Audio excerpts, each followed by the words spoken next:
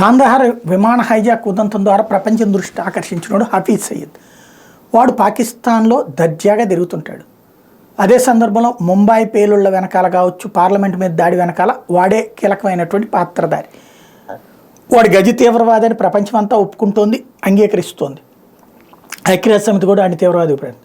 వాడేం లేదు మా దగ్గర అని చెప్తుంటుంది పాకిస్తాన్. ఇప్పుడు వాడు మాత్రం ఏకంగా పాకిస్తాన్ ఎన్నికల్లోనే పోటీ చేయబోతున్న. మొన్ననే వాడి రెండో కొడుకుని లేపేశారు, మొదటి కొడుకుని అంతకుముందు లేపేశారని చెప్పుకుంటే, ఇప్పుడు తాజాగా వాడేమో 2024 పాకిస్తాన్ ఎన్నికల్లో పోటీ చేస్తాడట. క్యాంపెయిన్ సాంగ్ కూడా రిలీజ్ చేశాడట. తల్హా సయీద్